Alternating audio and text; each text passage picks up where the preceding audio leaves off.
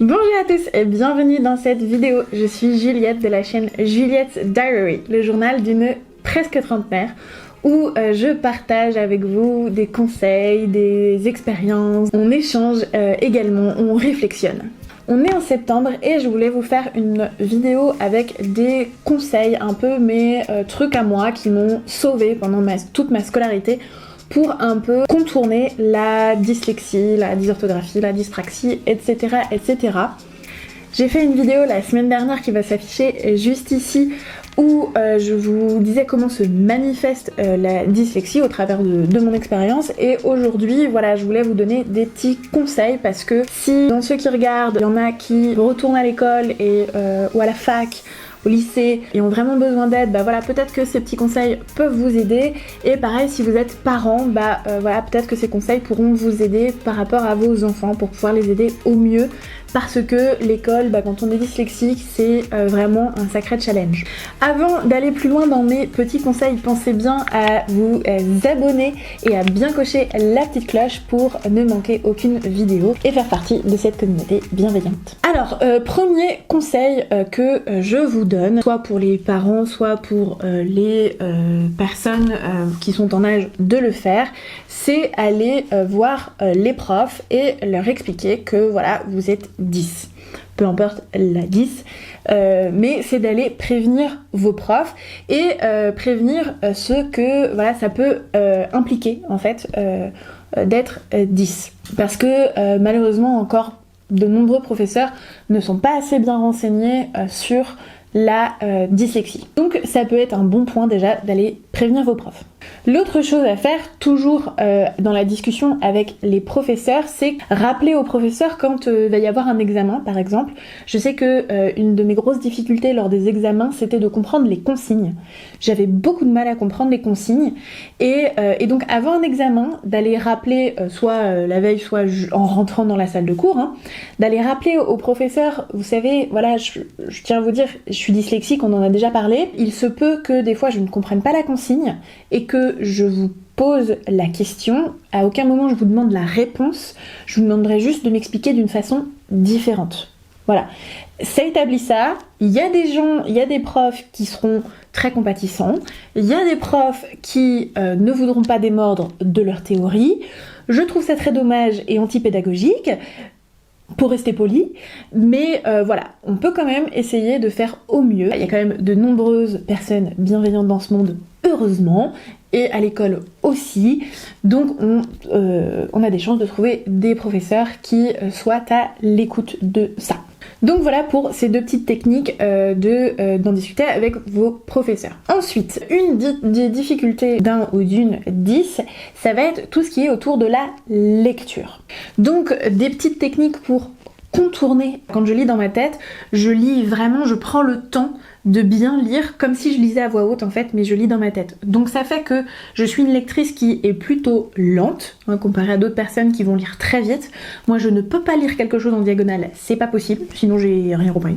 On me dit t'as lu quoi? Des mots.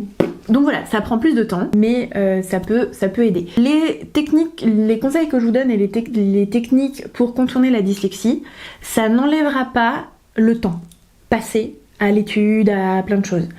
Ça permet simplement d'essayer de trouver des techniques pour contrer la difficulté. Mais il faut vraiment être patient avec soi-même, et les parents et les professeurs, s'il vous plaît, soyez patients avec les enfants et les adolescents et les adultes, parce que comme le système n'est pas adapté à notre langage, on est plus lent. C'est normal.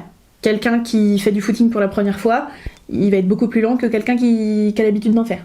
Bah voilà, c'est le même principe. Nous, il faut on prend plus de temps à faire les tâches parce qu'elles sont pas faites pour nous. Donc oui, ça met plus de temps. Je peux pas vous enlever le temps, je peux juste vous donner des stratégies qui peuvent vous aider.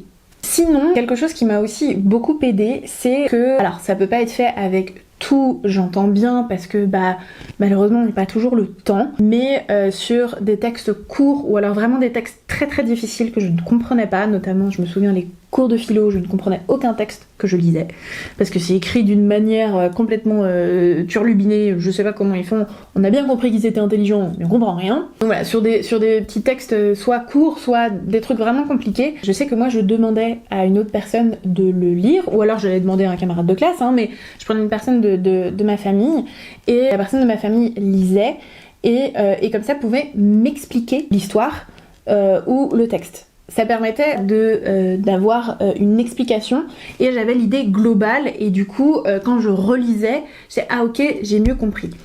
Et puis en plus, je sais que moi quand on m'explique les choses à voix haute, je les retiens. Si je lis quelque chose, je ne le retiens pas, alors que si on me l'explique, là du coup je retiens. Donc ça peut être soit un membre de votre famille, donc voilà les parents si vous avez la possibilité d'être disponible pour aider et tout ça, ou alors ça peut être aussi avec un très bon ami, un très bon camarade de classe pour faire des discussions d'échange sur ah t'as compris ça et tout ça, parce que le fait d'en discuter ça permet vraiment d'aider à la compréhension. Je me souviendrai toujours de ce grand moment de solitude en cours de français quand j'ai très mal compris une fable de La Fontaine et j'ai cru qu'il s'échangeait un camembert, alors qu'en fait, c'était le reflet de la lune qui avait une forme de camembert. J'ai dû avoir 2 sur 20 à cet exercice. Voilà, grand moment de solitude. Mais très difficile, mais on s'en remet, vous inquiétez pas. Pour ceux qui vivent ces difficultés, je vous assure, on s'en remet. Donc voilà, des petites stratégies qui peuvent vraiment aider à la compréhension. Et encore une fois, si vous avez prévenu vos professeurs, des fois, on peut aussi s'aider comme ça. Lors souvent d'examen, c'est compliqué d'avoir de l'aide. Autre élément pour apprendre une leçon.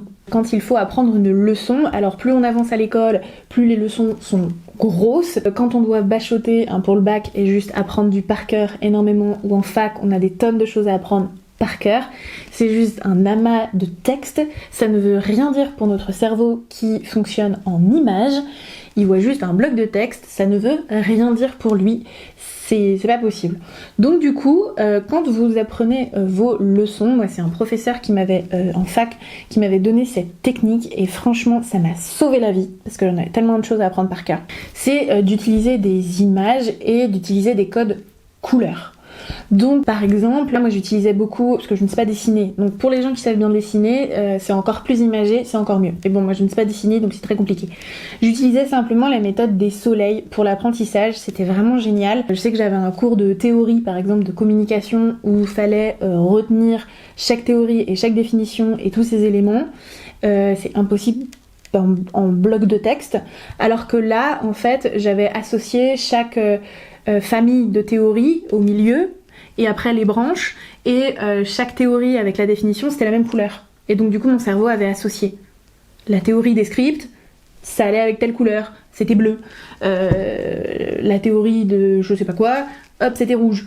Et donc j'ai plein de crayons de stylos en fait de couleurs que j'ai encore. Je me sers encore de ça énormément, des couleurs, parce que ça marque notre cerveau, et les associations couleurs, ça marque énormément.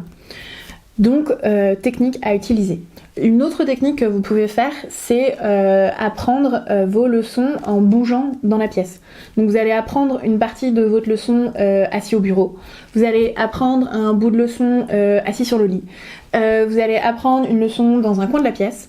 Et en fait, votre cerveau va assimiler le bout de leçon avec l'endroit où vous étiez dans la pièce. Et ce qui fait qu'en contrôle, quand vous devez ressortir ces connaissances, vous dites « Ah, j'étais à quel endroit de la pièce ?» Et là, il y a les notions qui tombent. C'est quand même beau la manière dont votre cerveau peut fonctionner. Donc ça, c'est une autre technique d'apprentissage de leçons qui peut vraiment aider. Sinon, il y a aussi la chanson. Moi, j'ai appris mes tables de multiplication en chantant. Alors oui, c'est chiant, ça gonfle, mais n'empêche que je les ai retenus. Mes verbes irréguliers d'anglais aussi, je les ai appris en chantant, et je les ai appris aussi en mettant des images. Pour apprendre les verbes irréguliers, petite technique d'ailleurs qui peut être refaite je pense avec d'autres exercices, mais j'avais donné cet exercice là quand j'avais fait un remplacement. Pour ceux qui connaissent le Time's Up, je vous détaillerai les règles en dessous dans la description parce que là ce serait trop long, mais vous pouvez faire le Time's Up des verbes irréguliers où en fait vous mimez les verbes irréguliers et en face les personnes doivent trouver quel verbe irrégulier il s'agit, tout le conjuguer et donner la définition. Enfin, ou la traduction. Donc voilà, c'est des petits exemples. Les jeux, voilà, marchent beaucoup. C'est vraiment des choses qui sont en fait imagées et qui font fonctionner d'autres éléments de notre cerveau que d'apprendre un bloc de texte. Ça n'a pas de sens pour nous. Vraiment pas de sens. Donc ces petites techniques, j'espère peuvent vous aider si vous ne les connaissez pas. Dites-moi d'ailleurs en commentaire si vous avez des petites techniques comme ça ou si vous utilisez déjà ces techniques-là. Ça peut vraiment aider d'autres personnes si vous en avez d'autres en commentaire. Étant donné que le but c'est vraiment d'aider les 10 à survivre au système scolaire. Pour comprendre les leçons ou les problèmes de maths, parce que des fois on comprend pas bien. Alors il y a des dyslexiques très bons en maths et des dyslexiques très nuls en maths. Moi je fais partie des dyslexiques très nuls en maths et je ne comprenais jamais les problèmes de maths. Je les comprenais pas. Par contre, à partir du moment où j'avais quelqu'un en face de moi qui utilisait des objets, là du coup je visualisais parce qu'en fait j'avais besoin de visualiser cette histoire de problèmes mathématiques et donc plus on va mettre d'images et notamment avec des objets, plus ça devient réel et plus notre cerveau du coup interprète et donc comprend la situation. Donc ça peut vraiment aider également. Des fois il suffit simplement d'expliquer d'une autre manière. Parce que faut pas oublier que un dyslexique ou une dyslexique ou une dys est très intelligent. C'est juste que c'est un langage du cerveau différent et donc que le langage de l'école actuelle n'est pas adapté au langage de 10.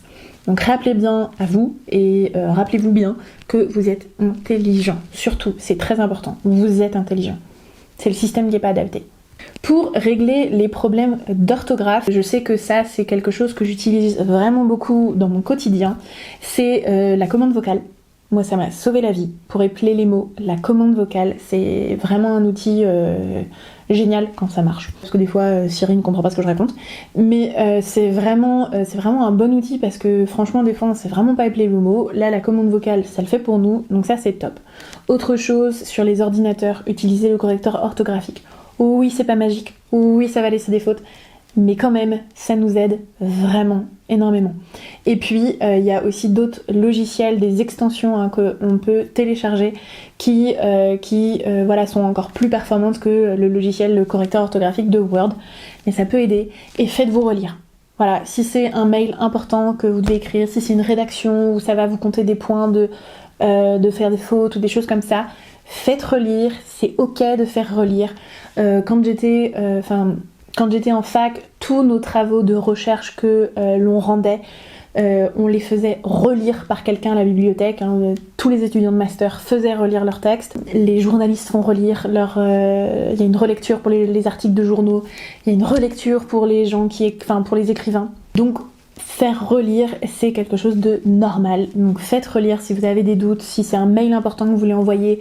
Parce que encore aujourd'hui, si on envoie des fautes dans un CV ou des fautes dans une lettre de motivation, des fautes dans un email, ça nous porte vraiment préjudice. Donc faites relire, c'est vraiment une aide précieuse. Alors voilà pour mes petits conseils à moi qui m'ont sauvé la mise à partir du moment où j'ai appris que j'étais dyslexique. Et je me suis renseignée un petit peu sur internet, voir ce qu'il y avait comme outil de mis en place.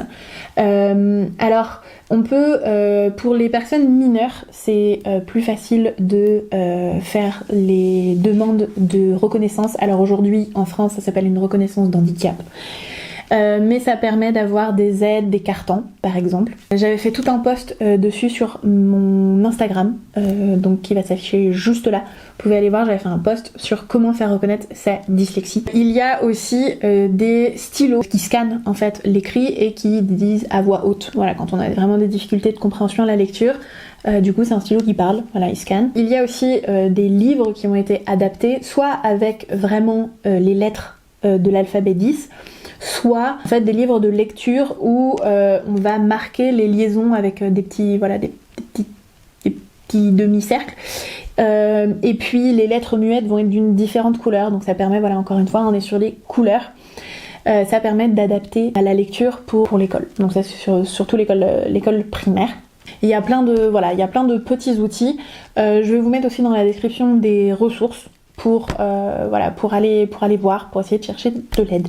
Voilà pour tous ces conseils. Cette vidéo était un peu longue, mais je voulais vraiment vous partager ces conseils en voilà, ce mois de septembre parce que c'est pas toujours facile de survivre au système scolaire quand on est dyslexique ou tout court. Mais bon courage à vous, soyez patient avec vous-même, rappelez-vous que vous êtes intelligent et moi je vous retrouve dans une prochaine vidéo. Ciao!